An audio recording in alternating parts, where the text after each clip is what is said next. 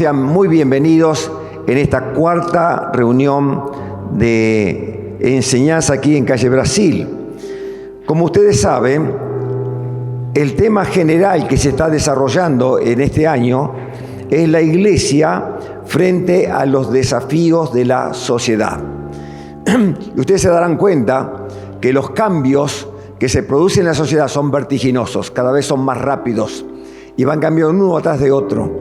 Qué importante que estemos a la vanguardia de esto para estar preparados y poder así presentar el glorioso mensaje de salvación. Así que, dicho esto, en esta noche el subtema que se va a desarrollar es la Iglesia como agente de transformación. Y esto se produce solamente cuando hay una influencia bienhechora en la sociedad en la cual vivimos. Vamos a orar y le voy a pedir a Rubén Sati que se acerque. Así comenzamos pidiendo la guía y dirección de esta reunión a nuestro Señor. Rubén Santo, anciano en la iglesia en calle Húsares.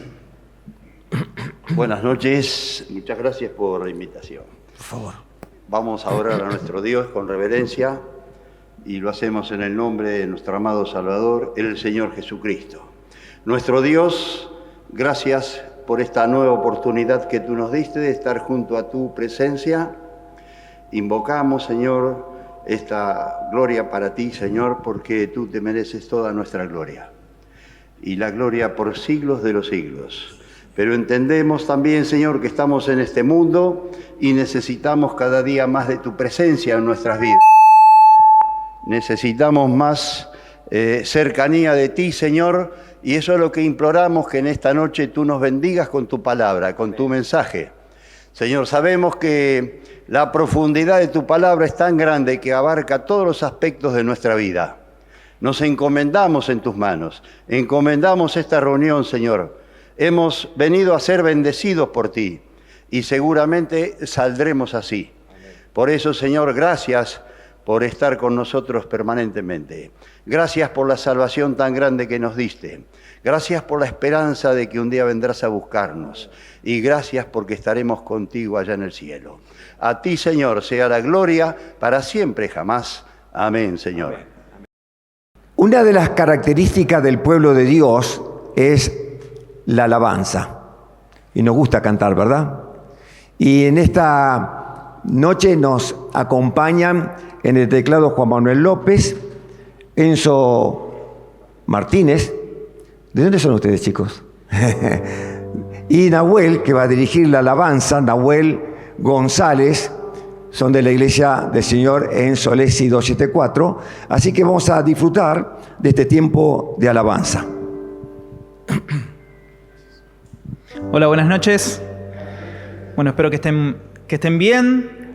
Afuera está un poquito fresco, pero acá está hermoso, así que justo Ernesto hablaba del clima y de ambiente. En cuanto a temperatura, está hermoso. Vamos ahora a alabar a Dios y también este ambiente se va a elevar y va a ser un momento agradable y queremos y deseamos que sea un momento agradable para nuestro Dios. Así que nos ponemos de pie, vamos a alabarlo a Dios, vamos a alabar a nuestro Señor, a nuestro Dios, a nuestro Salvador, aquel que creó los cielos y la tierra con el poder de su palabra, dice esta canción.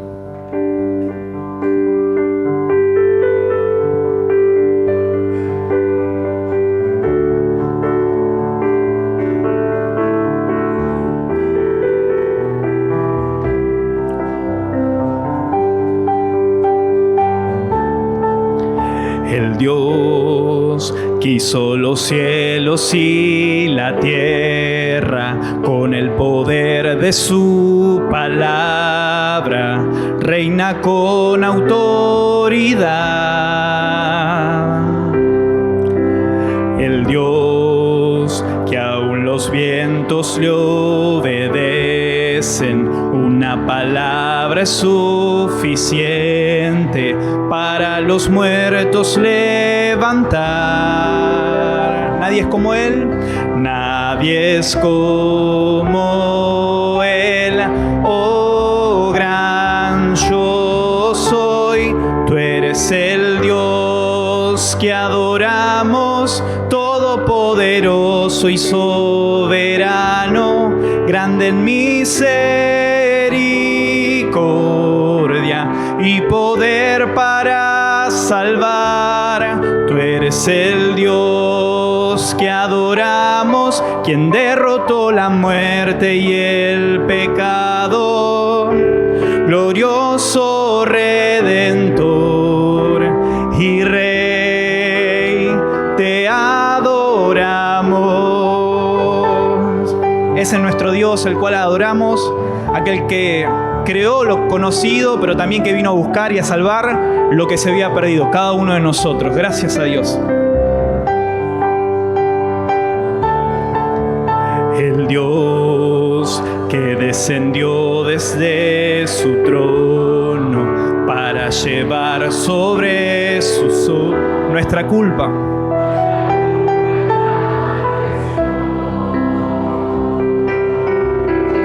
Jesús, exaltado sobre todo, nombre sobre todo nombre, solo en Él hay salvación. Nadie es como Él, oh gran yo soy. Tú eres el Dios que adoramos, todopoderoso y soberano, grande en misericordia y poder para salvar. Tú eres el Dios que adoramos, quien derrotó la muerte y el pecado. Glorioso Redentor y Rey, te adoramos. A Él sea la gloria, todo es de Él, es por Él y para Él. A Él sea la gloria y el poder, todo es de Él y para Él. A Él sea la gloria, todo es de Él y para Él. Tú eres el Dios que adoramos, todopoderoso y soberano, grande en misericordia y poder para salvar. Tú eres el Dios que adoramos, quien derrotó la muerte y el pecado. Glorioso Redentor y Rey, te adoramos.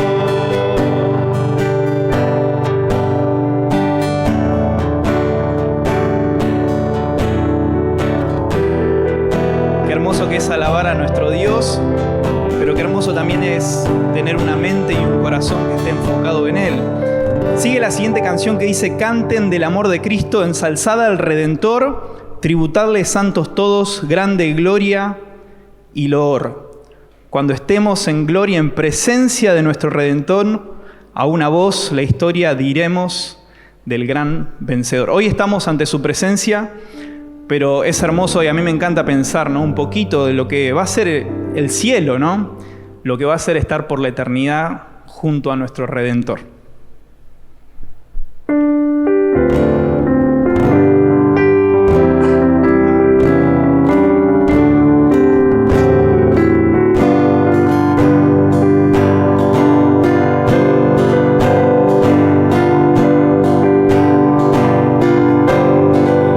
Canten del amor de Cristo, ensalzada al Redentor,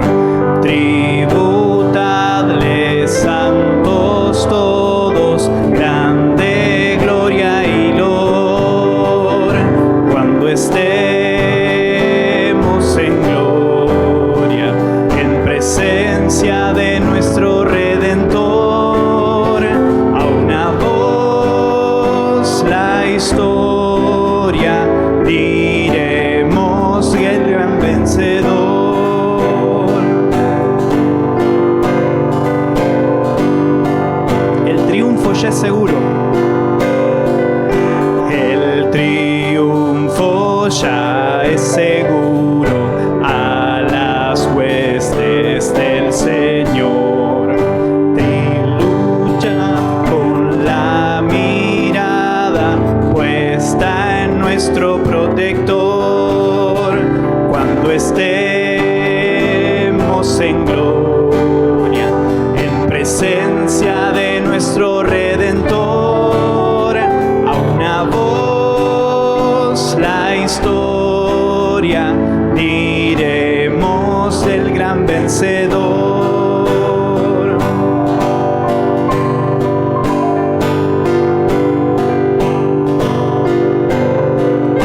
El pendón alzad, cristianos, de la cruz y caminad de victoria en victoria, siempre firmes avanzad. Cuando estemos en gloria, en presencia de nuestro Redentor, a una voz la historia diremos del gran vencedor. Adelante en la lucha, oh soldados de la fe. Adelante a la lucha, oh soldados de la fe. Escuchemos los clamores, viva el Rey. Cuando estemos en gloria, en presencia de nuestro Redentor, a una voz la historia diremos del gran vencedor. Padre que estás en el cielo, gracias, Señor, una vez más. Gracias, Padre, porque como iglesia, como pueblo redimido, Señor, podemos alabarte. Señor, podemos adorarte. Señor, Padre, ayúdanos, porque somos débiles, porque, Señor, tenemos fallas, somos pecadores, pero gracias porque tu gracia nos abraza. Tu gracia es mayor, Señor, mayor al pecado, mayor a la debilidad, Señor, y mayor al enemigo. Señor, gracias por lograr la victoria en la cruz y por darnos, Señor, esta victoria, esta libertad y esta paz y seguridad, Señor, que solamente vos la podés dar. Gracias por conocerte, Señor, y por ser llamados tus hijos. Oramos, Padre, agradecidos en nombre de Cristo Jesús. Amén. Como dijimos al principio, el tema general que se está desarrollando en este año es la iglesia frente a los desafíos de la sociedad. Y en esta noche nos va a hablar nuestro hermano Esteban Pagliari, el tema la iglesia como agente de transformación. Así que mientras preparan el lugar para que nuestro hermano pueda dar este mensaje, les quiero aprovechar para recordar las próximas conferencias. Lo digo en breves palabras para rápidamente darle lugar al orador. El 28 de septiembre es el lanzamiento de la Conferencia General 2026, con el tema general Desafiados a un avivamiento genuino. Comienza el lunes 28 de septiembre y el lanzamiento es aquí en calle Brasil 1750. Todos llevarán la información a sus iglesias, pero vayan tomando nota. Miércoles 30 y jueves 1 serán reuniones previas y zonales. Y el sábado 3 en el Centro Migueletes. 3 de octubre, comenzando a las 16 horas la primera reunión. Y el domingo 4 de octubre también, la reunión también comenzará a las 16 horas. Todos tendrán el detalle de estas actividades. Bien, vamos a prepararnos entonces para escuchar la palabra de Dios. Que Dios te bendiga, Esteban. Buenas noches, queridos hermanos. Damos gracias a Dios porque podemos estar juntos para compartir este tiempo de la palabra de Dios. Doy gracias a ustedes porque sé que en este tiempo han estado y siguen orando por mí, por mi salud. Realmente lo que quizás hubiese sido algo rápido se ha extendido en el tiempo y esto era de sus complicaciones. Por eso también hace algunos días tuve una caída. Yo digo que mi amigo fiel, que era el bastón, me abandonó. Y ahí sufrimos algunos golpes. Pero damos gracias a Dios porque podemos estar aquí compartiendo la palabra. La iglesia frente a los desafíos de la sociedad. Nos toca en esta noche la iglesia como agente de transformación. Cuando miramos el libro de Hechos de los Apóstoles, el desarrollo del ministerio del apóstol Pablo, tenía como costumbre ingresar a las ciudades, se acercaba a las sinagogas, predicaba el evangelio 1, 2, 3 semanas, lo que se le permitiera, hasta que comúnmente se iniciaba un alboroto. Luego de ese alboroto tenía a veces la posibilidad de ir a los lugares públicos y seguir predicando, y si no era expulsado de las ciudades. Esto se da también, por ejemplo, en la iglesia en Tesalónica. Dice el libro de Hechos de los Apóstoles, capítulo 17, versículo 6. Estos que han trastornado el mundo entero han venido también acá. La iglesia como agente de transformación. Estos eran en boca de aquellos que estaban en contra de la predicación del Evangelio, en contra del apóstol Pablo, de su equipo misionero, estos que han trastornado el mundo entero, han venido también acá. Cuando vamos a la Real Academia Española, trastornar dice invertir el orden regular de algo, alterar la normalidad del funcionamiento de algo o de la actividad de alguien. Y acusaban a Pablo de que con este mensaje que él daba venía a cambiar todas las cosas. Y cuando pensamos en nuestro tiempo, la iglesia como agente de transformación, qué bueno sería que se pueda decir de nosotros estos, que trastornan el mundo entero, que cambian eso de que estaba establecido para traer un mensaje nuevo, un mensaje novedoso, un mensaje transformador y cambiar así todas las cosas. La enseñanza del Señor Jesús en el Sermón del Monte, uno de los pasajes sin duda más conocidos de los evangelios, nos lleva a reflexionar sobre la responsabilidad de la iglesia. Encontramos allí, en el pasaje que nos deja Lucas, que nos deja también Mateo, las palabras del Señor. Si bien son dichas en presencia de una gran multitud, fueron dirigidas a sus discípulos. El Maestro enseña que el cristiano es sal de la tierra y luz del mundo. Ambos conceptos marcan la responsabilidad que tiene sobre la transformación de su entorno. Sal de la tierra y luz del mundo para transformar el entorno.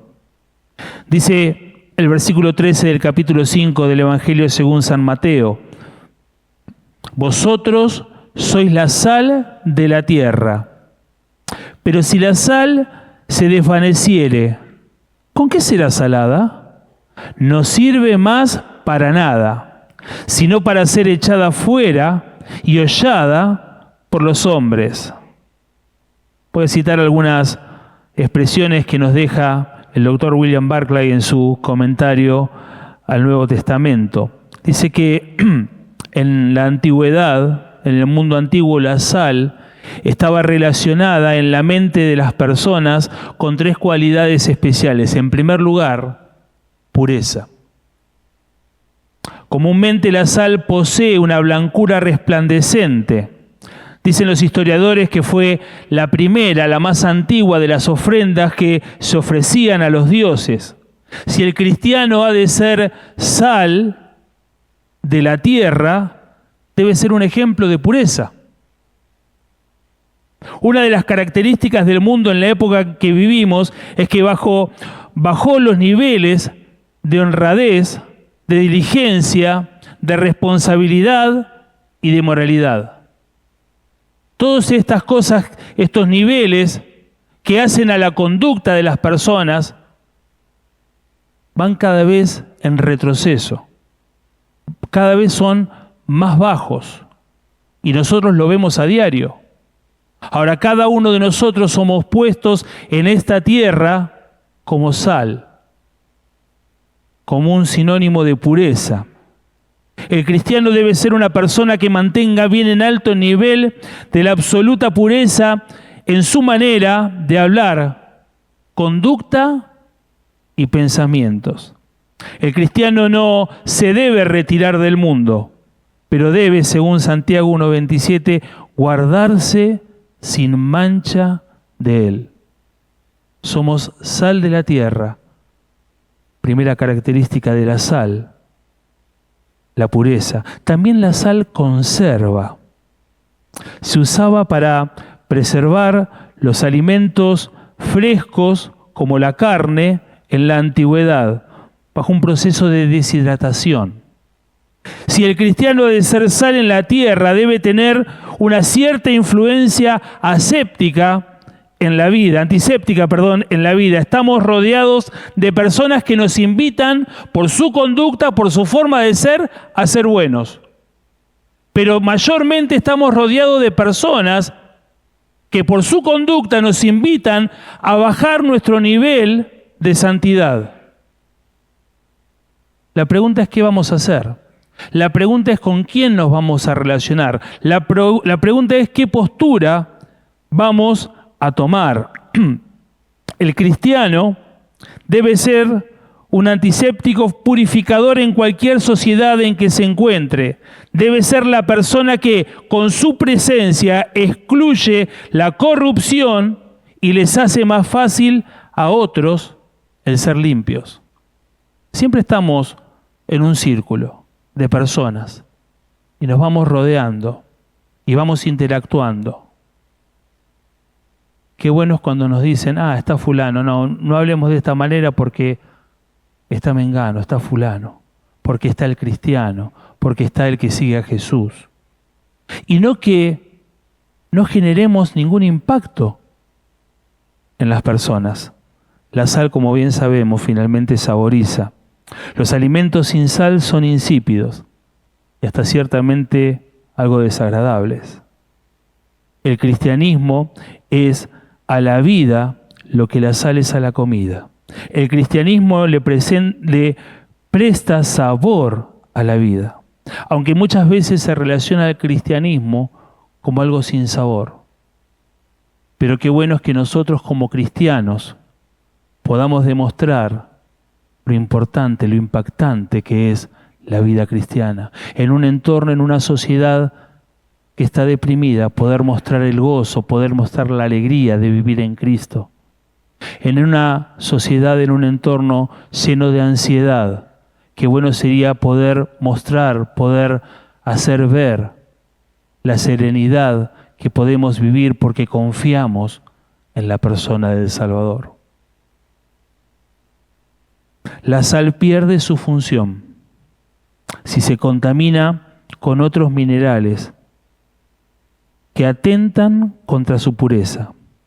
Jesús marcó esto para que podamos advertir sobre los estragos que hace en la vida del cristiano su contaminación con el mundo. El cristiano pierde su razón de ser. La expresión parece notar que hablara de aquella sal a las orillas del Mar Muerto y que se iba mezclando con la tierra y que ya perdía valor porque no era una sal realmente pura. Cuando la vida nuestra se contamina con el mundo, pierde su pureza. Y si la sal pierde su pureza, no sirve. Ya no sirve para nada. El Señor nos deja sin duda este mensaje relacionado con la sal. Pero también habla de la luz. Versículo 14, vosotros sois la luz del mundo. Una ciudad asentada sobre un monte no se puede esconder, ni se enciende una luz y se pone debajo de un almud, sino sobre el candelero y alumbra a todos los que están en casa. Jesús nos invita a un gran desafío. Dice el Evangelio según San Juan capítulo 9, versículo 5, mientras yo estoy en el mundo, luz soy del mundo. Dijo el Señor, mientras yo estoy en el mundo, luz soy del mundo. Cuando Jesús manda a sus seguidores a que fueran luces en el mundo, les pide que sean como Él mismo, que sean luz. Ningún cristiano podría producir su propia luz. Debemos brillar con el reflejo de su luz. El resplandor que se advierte en la vida del cristiano viene de la presencia de Cristo en el corazón. Pero ¿qué quiso decir Jesús al decir que también no solo sal de la tierra, sino luz del mundo? Las casas en Palestina eran casas bajas, muy oscuras, que tenían una sola ventana, pequeñas. Se encendía la lámpara, la luz se ponía en un candelero comúnmente de madera. No era sencillo encender aquellas lámparas. Dicen los historiadores que cuando se retiraban las personas de la habitación no se apagaba la lámpara, se la ponía debajo del almud, como un cajón que se utilizaba para medir los cereales. Y cuando volvían a la habitación, nuevamente se ponía en el candelero para que alumbrase. La principal función de una luz es que se vea, no que esté oculta. Es que se vea para poder ser advertida. Es que se vea para cumplir su función de alumbrar. Nuestro cristianismo tiene que ser perfectamente visible a todo el mundo. No tiene que dejarse ver solamente en la iglesia. Debe ser advertido en todas las esferas en las que desarrollamos nuestra vida. En el trabajo, en el estudio, en los vecinos, en la familia. Jesús no dijo, vosotros sois la luz de la iglesia. Jesús dijo, vosotros sois la luz del mundo. Una responsabilidad. La luz es una guía. El transporte en los ríos, en las rutas terrestres e incluso en el aire. Se vale de señales lumínicas para facilitar la guía en el recorrido. Así que un cristiano debe indicar el camino siendo un verdadero ejemplo, algo que es muy necesitado, ser un ejemplo, algo que es muy necesitado en la sociedad en la que vivimos. El mundo necesita luces que se ofrezcan como guías. Hay personas esperando y anhelando la dirección para hacer lo que no se atreverían a emprender solas. Finalmente, la luz es también una advertencia. Es común usar la luz para advertir de un peligro que acecha más adelante. Algunas veces el cristiano tiene la obligación de presentarles a los demás la necesaria advertencia. Esto no siempre resulta algo fácil, pero tenemos que buscar ser de bendición y no de tropiezo.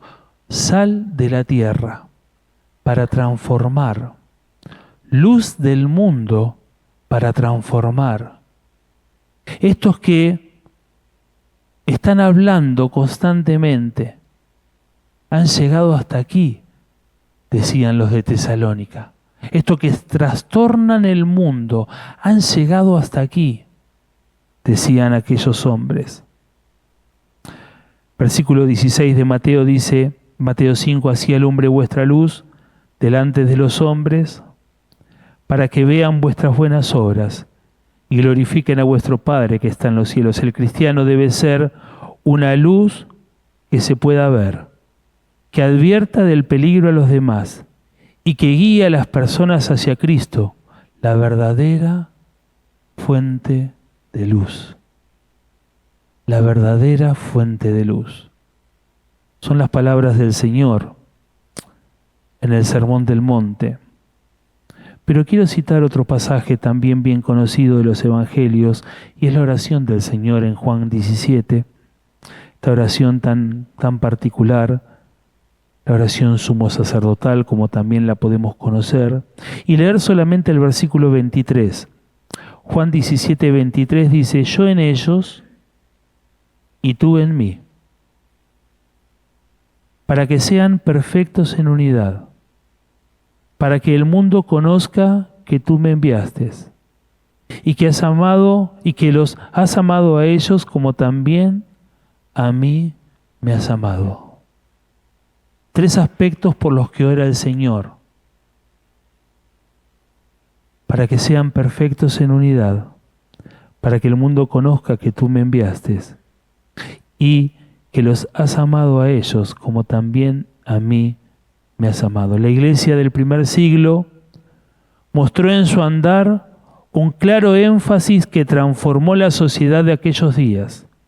Encontramos que la iglesia impactaba favorablemente a través de su conducta en la sociedad, mostrando en primer lugar una sincera y profunda unidad, un desinteresado amor y una verdadera pasión por las almas que los llevaba a predicar el Evangelio a toda criatura. Y quiero, hermanos, que podamos analizar estos 3 conceptos. Cómo a través de la unidad de la iglesia, cómo a través del amor de la iglesia y cómo a través de la predicación del Evangelio nuestros primeros hermanos trastornaron aquel mundo, aquella sociedad, y cómo también es nuestra responsabilidad hoy en día en el mundo en que nos toca vivir. Es una realidad que la vida social en aquella época estaba totalmente agrietada desde todo punto de vista. Nosotros nos quejamos, ¿no?, de una sociedad con grietas. Aquella sociedad era realmente una sociedad totalmente agrietada. Romanos versus judíos. Los que habían heredado la tierra de parte de Dios versus los que se habían adueñado de la tierra. Una sociedad totalmente partida, y cuando vemos en las grandes ciudades, como pudo haber sido Jerusalén sin duda, donde había distintos establecimientos y lugares relacionados con el imperio, donde había soldados constantemente relacionados con el imperio, la sociedad estaba totalmente partida. Los judíos, los que habían heredado la tierra, pero los que eran los dueños circunstanciales de la tierra, los romanos. Podemos ver los herodianos y los celotes dentro del pueblo de Israel, aquellos que advertían que podía ser buena esta posesión de la tierra de parte de los romanos y que de alguna manera se podía vivir de alguna manera cómoda si se le hacía caso al imperio y si no se generaba ningún conflicto con el imperio. Por el otro lado, los celotes, los revolucionarios, entre los cuales en el grupo de discípulos del Señor había aquellos que creían que generando una guerra de guerrillas, generando disturbios, podían recuperar su libertad, podían recuperar la posesión de la tierra. Los romanos, los judíos, los que simpatizaban con Roma, los que no simpatizaban con Roma, los saduceos y los fariseos. No solo distanciados por la enseñanza de la palabra, no solo distanciados por la interpretación porque creían o no creían que existían los ángeles, porque creían o no creían que era factible la resurrección, sino que los saduceos ocupaban los lugares de mayor privilegio e importancia dentro del Sanedrín y tenían sus negociados con Roma. Por lo cual también formaban familias realmente adineradas. Totalmente distinto era a los fariseos. Los romanos, los judíos, herodianos y celotes, fariseos y saduceos, publicanos y tributarios. Dentro del mismo pueblo, los que trabajaban y cobraban a cuenta y orden de Roma, y aquellos desprovistos, pobres. Pero bueno, eran las reglas del juego, no, había algo más. Bien sabemos que cobraban de más, y esto Roma lo sabía y Roma no lo impedía. Mirá, son 10 lo que me debe lo que tiene que pagar tal persona de tributo. Vos traeme los 10, le querés cobrar 15, 20, hacelo, no hay problema. ¿Y quién se iba a rebelar? ¿Y quién iba a decir, no, no te pago? El ejército romano oficiaba de policía, judíos y samaritanos. Juan se encarga de decirnos que no había buena relación. Ese pueblo que había sido originalmente una mezcla y que formaban parte y vivían ahí dentro del territorio que Dios había dado al pueblo de Israel, pero no se llevaban. Se sabían, se percibían que no eran la misma cosa, ricos y pobres. Realmente la sociedad de aquel tiempo estaba perfectamente dividida entre ricos y pobres. No había las distintas capas que nosotros podemos llamar clase media alta, media baja, clase media, no. O eras rico o eras pobre. Y si eras rico podías ser bastante rico. Y si eras pobre seguramente eras muy pobre. Religiosos versus pecadores. Claro, porque con el solo hecho de leer las escrituras y de interpretar algo, se creían aquellos que no eran pecadores. Aquella mañana vinieron y dijeron al Señor, ¿qué tenemos que hacer con esta mujer? Porque ha sido encontrada en el mismo acto de adulterio. El Señor les dijo, ¿alguno es inocente? ¿Quién va a tirar la primera piedra? Claro, cuando eran confrontados con la palabra, reflexionaban, pero constantemente ellos predicaban, los que seguimos la ley y el resto pecadores. Hombres versus mujeres. Conocemos perfectamente cómo era esa sociedad totalmente machista. Cómo era esa sociedad que abusaba en todo sentido de las mujeres. Esclavos y libres. Esclavos y libres, claro. Era legal la esclavitud. Y había personas que nacían y morían en esa condición. Una sociedad totalmente agrietada. Y viene la iglesia naciente, mostraba desde sus más íntimos principios un claro desarrollo de la unidad. Libro de Hechos de los Apóstoles, capítulo 1, versículo 14. Todos estos perseveraban unánimes en oración y ruego. Capítulo 2, versículo 1. Estaban todos unánimes juntos. Hasta aquí, ese puñado de 120. De aquí en adelante, esos que se sumaron, esos 3.000, esos 5.000 que se sumaron luego. Versículo 2:44. Estaban juntos y tenían en común todas las cosas. 4:24. Alzaron unánimes la voz a Dios. 4:32. Los que habían creído eran de un corazón y un alma. 4:34. Así que no había entre ellos ningún necesitado. 5:12. Y estaban todos unánimes en el pórtico de Salomón. Mostraban la unidad de la iglesia.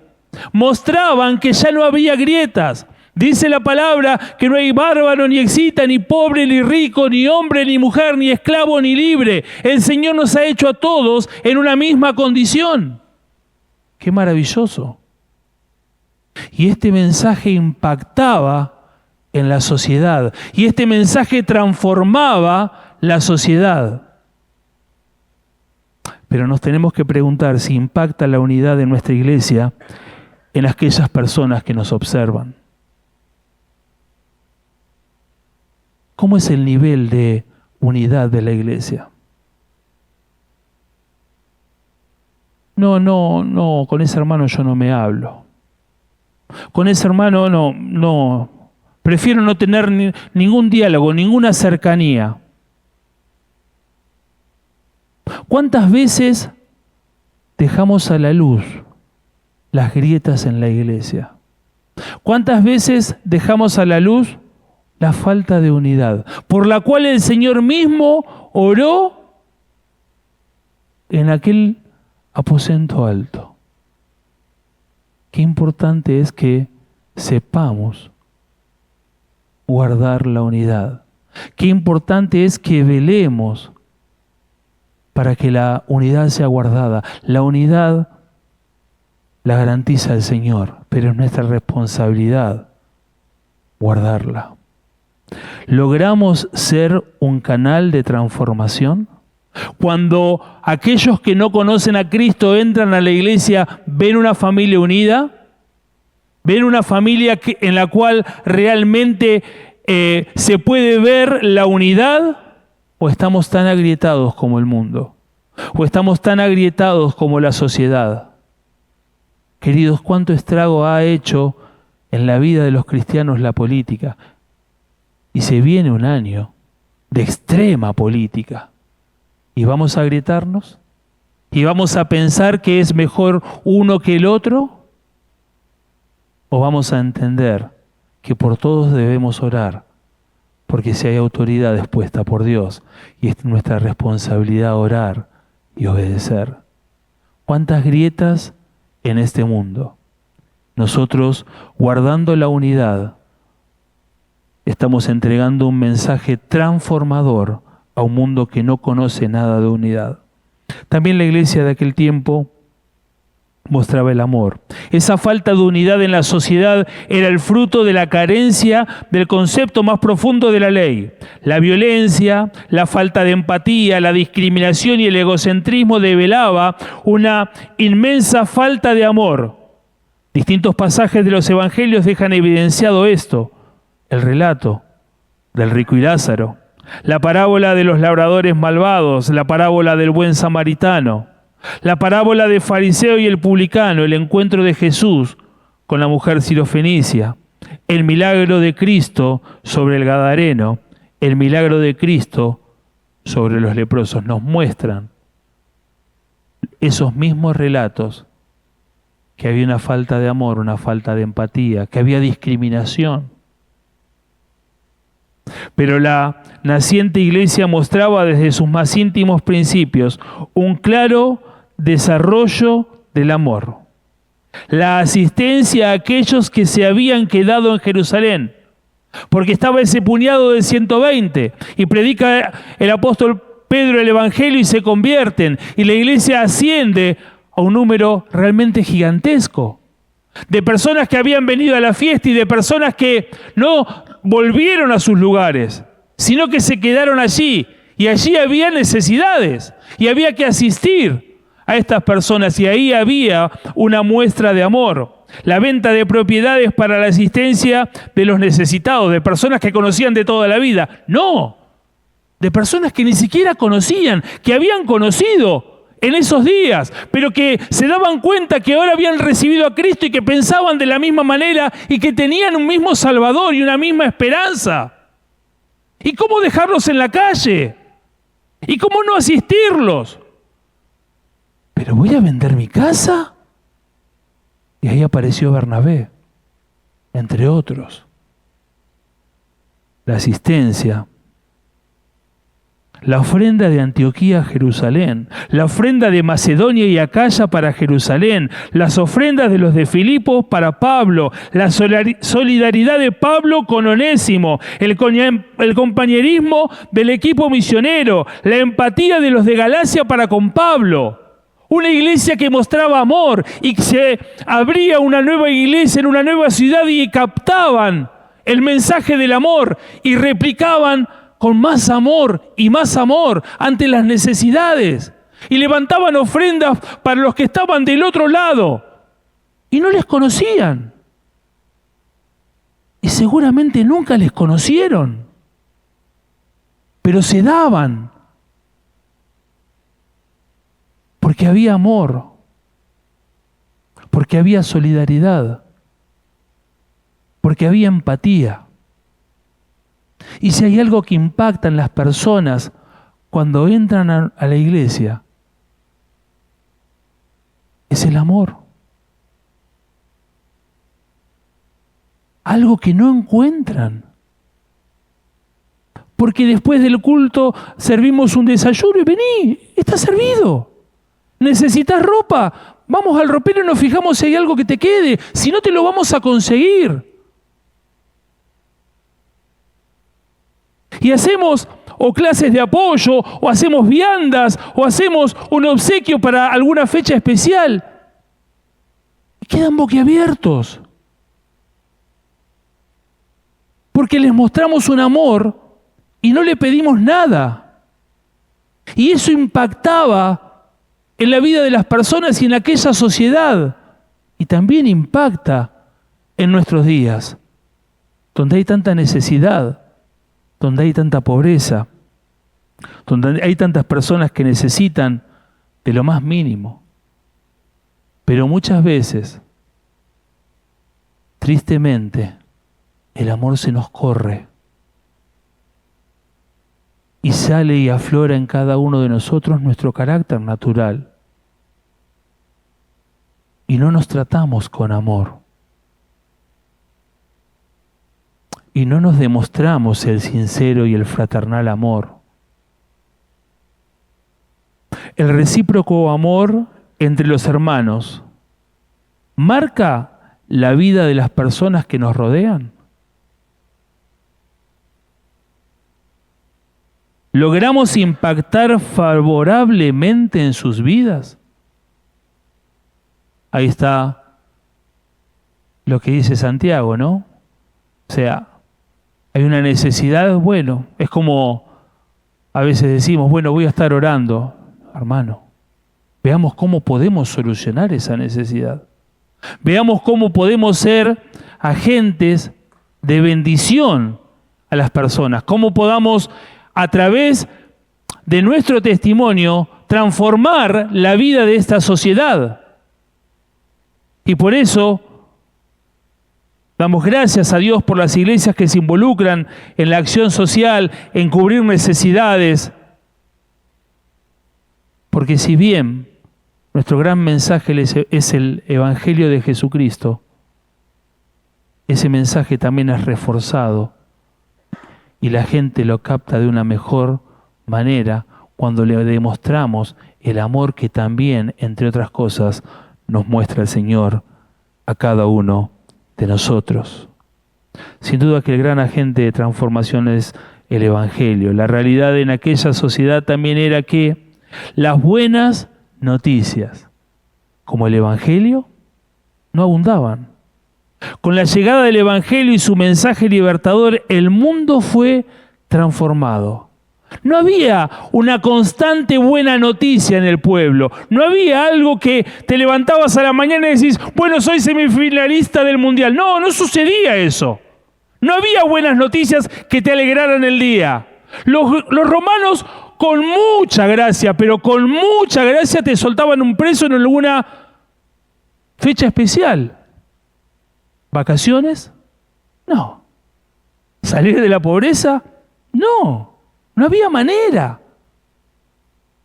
Podemos decir que Judea vivía la misma realidad hacía por lo menos 100 años cuando los romanos habían llegado. Nada había cambiado. Nacías, vivías y morías y nada cambiaba. Una buena noticia, el Evangelio. La iglesia naciente mostraba desde sus más íntimos principios un claro desarrollo en la buena noticia del Evangelio. A partir de ese mensaje hubo una transformación en las personas por la presencia del Espíritu Santo. Cada uno de nosotros hemos recibido el Espíritu Santo de Dios y nuestras vidas han sido transformadas. Desde todas las doctrinas de la salvación, pasando por los dones del Espíritu que hemos recibido, pasando por el fruto del Espíritu, el carácter de Dios que el Espíritu quiere forjar en cada uno de nosotros, nuestra vida es transformada. Y cuando llegamos con el Evangelio al mundo que nos rodea, las vidas son transformadas. Hay una realidad. Alguno quizás se acuerde de aquel muy viejo coro que decía: vidas hechas pedazos te llevaron al cruel Calvario. Las vidas llegan hechas pedazos, es verdad. Pero hay una transformación a partir del Evangelio. Hay una transformación a partir que la persona recibe el Evangelio, comprende con claridad y su vida es transformada. Y esto sucedió en aquella sociedad. Hubo un nuevo vínculo entre las personas a través de la fe, una familia, una comunidad de la fe. Esas vidas que estaban totalmente, esa sociedad que estaba totalmente agrietada, esa sociedad que estaba totalmente dividida, se fueron juntando, uniendo en comunidades cristianas que transformaron el mundo. Hubo una verdadera igualdad de todas las personas, como citábamos, ya no había ninguna diferencia. Y aún siendo esclavos y siendo libres, ricos o pobres, hombres o mujeres se reunían para escuchar la palabra de Dios y se reunían en un mismo cuerpo, en la congregación. Hubo una expectativa clara y esperanza clara sobre el regreso de Cristo. El Evangelio le da a las personas lo que naturalmente no tienen: una esperanza de vida eterna, una esperanza que cambia su presente y su porvenir, una esperanza que cambia el destino de sus almas condenadas justa y eternamente por causa de los pecados, ahora una esperanza de vida y vida eterna junto a aquel que nos amó y dio su vida por cada uno de nosotros. El mensaje del Evangelio transformó a aquella sociedad y el mensaje del Evangelio transforma la sociedad de nuestros días. Y cuando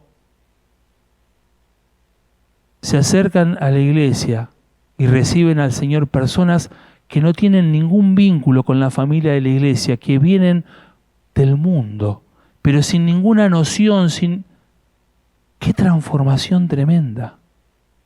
¡Qué transformación, qué cambio tremendo! Y cómo la familia se va sumando y cómo van ellos predicando a partir de ese primer amor, porque han sido transformados. ¿Somos fieles transmisores del Evangelio? ¿Somos fieles transmisores de ese mensaje que tenemos, sí, en vasos de barro, sin duda, pero un mensaje poderoso que cambia, que transforma las almas? ¿El mensaje es respaldado por nuestro testimonio o afectamos con nuestro testimonio el resultado del mensaje? ¿Respaldamos el mensaje o afectamos el mensaje? ¿Somos verdaderos canales de transformación?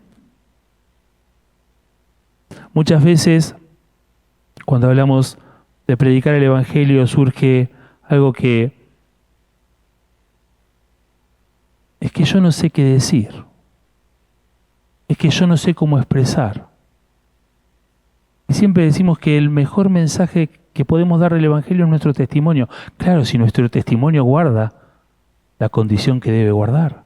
Lo que Cristo hizo en cada uno de nosotros, lo que Cristo hizo en cada una de nuestras vidas, ese es el mensaje que podemos dar, que llevamos una condenación justa y eterna, y ahora tenemos esperanza de vida y vida eterna.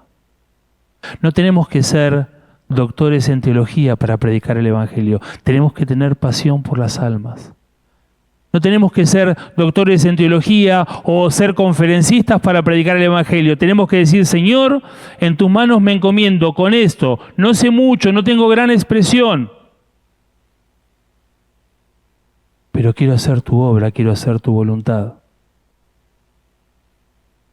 En mi familia somos 4 hermanos.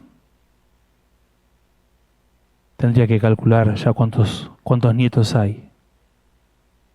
Pero todos recibimos al Señor porque mamá y papá nos predicaron. Pero mamá y papá hasta los 26 años eran inconversos. Cuando papá salió de uno de sus trabajos, allá por el año 62, vi un cartel que decía: es hora de volver a Dios. Y había una conferencia del doctor Billy Graham en el Luna Park. Y en lugar de volver a su casa, se fue al Luna Park y escuchó el Evangelio y se convirtió. Él, luego su esposa, sus 4 hijos, sus nietos. Lo que nunca se supo es quién pegó el cartel. Pero esa acción cambió para siempre la vida de una familia y la vida de una iglesia.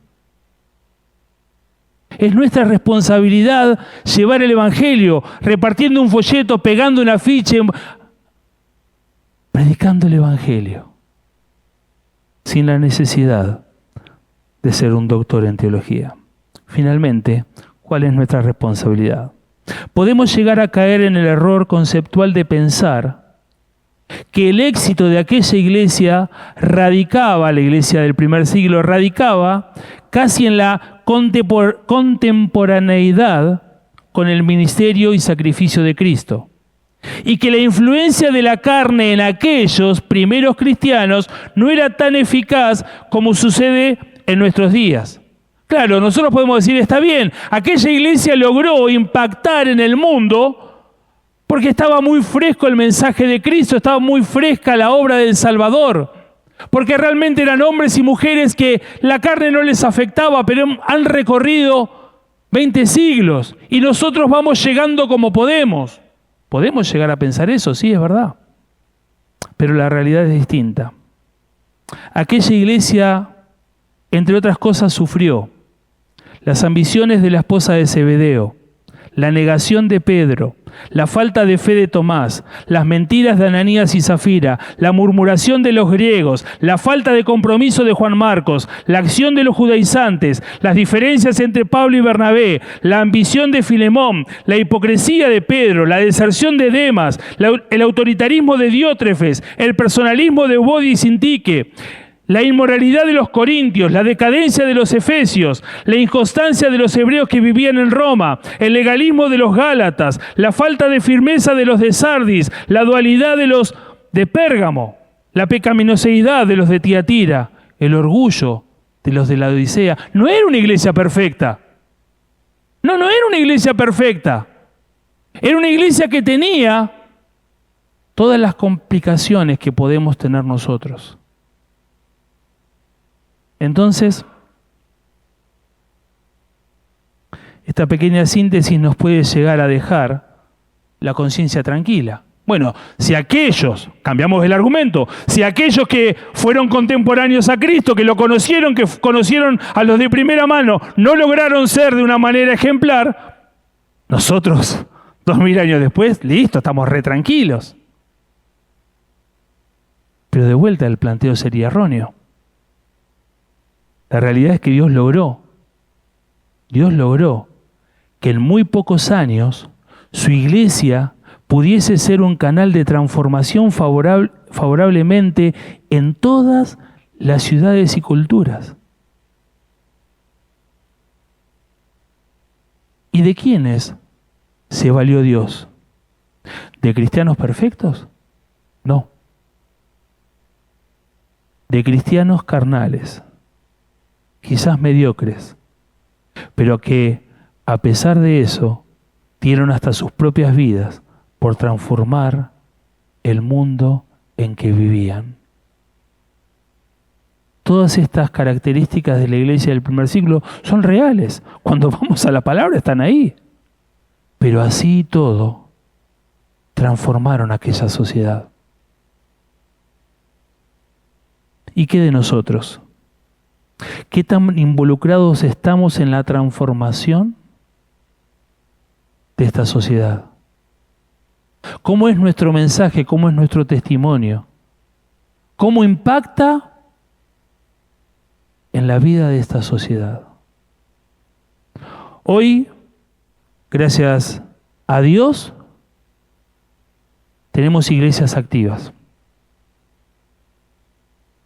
En Avellaneda, en Lanús, en Quilmes, en Espeleta, en Pilar, en Virreyes, en Hurlingham, en un montón de lugares. La pregunta es si hemos llegado a trastornar la ciudad de Avellaneda, la ciudad de San Fernando, la ciudad de Pilar, la ciudad de Lanús. ¿Hemos trastornado a esas ciudades? Volvemos a lo de Tesalónica. Estos que trastornan el mundo entero han llegado acá, viven predicando el Evangelio y transforman las almas de las personas y las personas cambian. Y el que iba al culto y el que iba al paganismo ya no va más y ahora viven en una comunidad y se muestran amor, cambiaron todo. ¿Logramos cambiar el barrio en el cual estamos con el testimonio? ¿Logramos cambiar, trastornar nuestras familias? ¿El lugar de trabajo, el lugar de estudio? ¿Los vecinos de la iglesia, nuestros vecinos? Aquellos cambiaron todo. Y tenían tantas debilidades como nosotros. Pero tenían en claro el objetivo de llevar el Evangelio a toda criatura, y la obra la iba a hacer Dios. Y ellos, guardando su testimonio, guardando su vida, su conducta, impactarían de una manera trascendental en la vida de las personas. Oramos. Querido Dios, querido Padre, gracias te damos en esta hora, porque el Evangelio ha llegado a nuestras vidas. Porque hubo quienes, oh Señor, dieron de su tiempo, de su esfuerzo, quizás de su dinero, para que nosotros pudiésemos escuchar un mensaje que cambió nuestra vida, cambió nuestra conducta. Señor, que podamos individualmente y en forma colectiva ser canales de bendición, ser agentes de transformación, que podamos transformar la sociedad en la cual vivimos con el mensaje del Evangelio, con ese mensaje que cambió nuestras vidas. Que podamos, oh Señor, mostrar la unidad y el amor, oh Señor, y predicar el Evangelio. Que podamos, oh Señor, ser de bendición a un mundo que va a una condenación sin Dios, sin Cristo y sin esperanza. Padre, somos débiles, pero en tus manos, oh Señor, podremos hacer aquella obra que tú nos has encomendado. Y que entre tanto, oh Señor, tu regreso es paciente para los que se pierden. Podamos nosotros ser esos instrumentos utilizados por ti para bendición de las personas que aún no te tienen, para bendición de la iglesia y para la honra y gloria de tu nombre. Te alabamos, nuestro Dios, te bendecimos. Oramos agradecidos en el amado nombre de Cristo Jesús. Amén. Queridos, gracias, que el Señor les bendiga. La luz brillante del cristiano seguramente tiene que incluir su testimonio hablado. Leía a nuestro hermano esas palabras del Señor: así alumbre vuestra luz delante de los hombres. No debemos ocultarla de ningún modo. Debemos permitir que la luz de Cristo, que está dentro de nosotros, alumbre hacia afuera, de modo que la gente la pueda ver. Como discípulos de Jesús, no debemos ocultar la verdad que sabemos o la verdad de lo que somos.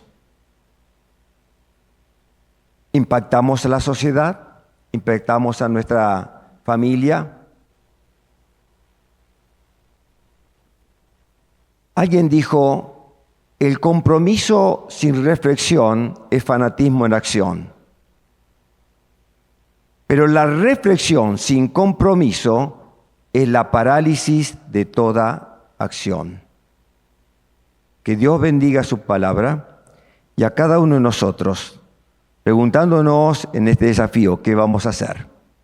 ¿Podemos transformar al mundo? Me gustaría estar fuera del programa, pero cantar una canción, no sé si la tienen en pantalla, enciende una luz, déjala brillar, la luz de Jesús, que brille en todo lugar. Nahuel, ¿querés dirigirla, por favor?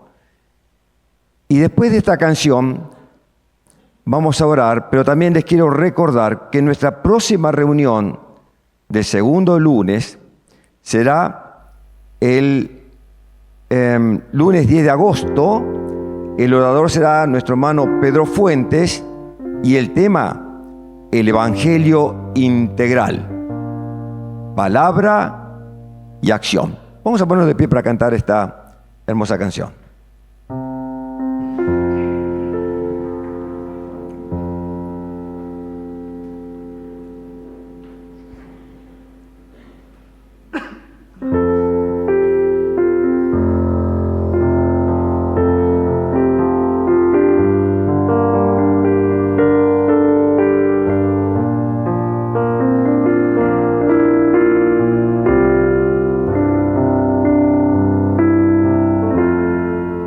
Enciende una luz y déjala brillar, la luz de Jesús,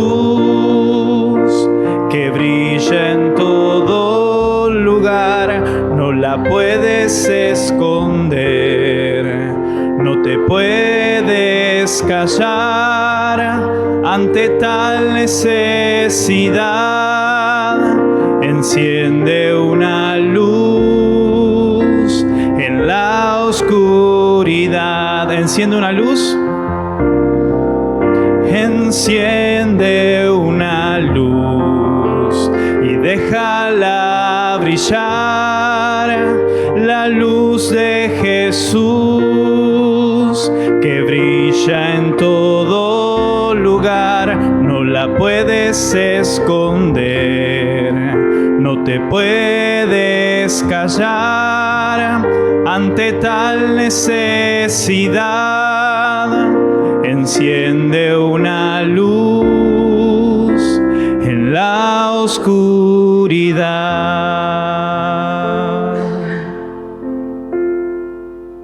Así de pie, vamos a orar. Gracias, Esteban, por el mensaje. Y oremos por Esteban, por su salud. Necesita de mucha oración para que pueda ser restaurado totalmente en su salud. Padre querido, te damos gracias una vez más por este tiempo, por este clima tan maravilloso que se crea cuando los hermanos nos juntamos en armonía y podemos, Señor, honrar tu nombre, alabar el nombre de Jesús, adorarte y también, Señor amado, ser desafiados a una vida de pureza, de santidad y de testimonio. Que al regresar a nuestros hogares, tu paz y tu bendición sean con cada uno de nosotros. Rogamos por la salud de nuestro querido hermano Esteban y por muchos también que quizá no han podido venir por problemas de salud, que tú estés asistiendo a cada uno de ellos. Y que nos vayamos de este lugar pensando cuán grandes cosas el Señor ha hecho con nosotros. Estaremos alegres. Así, Padre, te agradecemos todo en el nombre de Cristo Jesús. Amén. Que Dios le bendiga. Muchas gracias.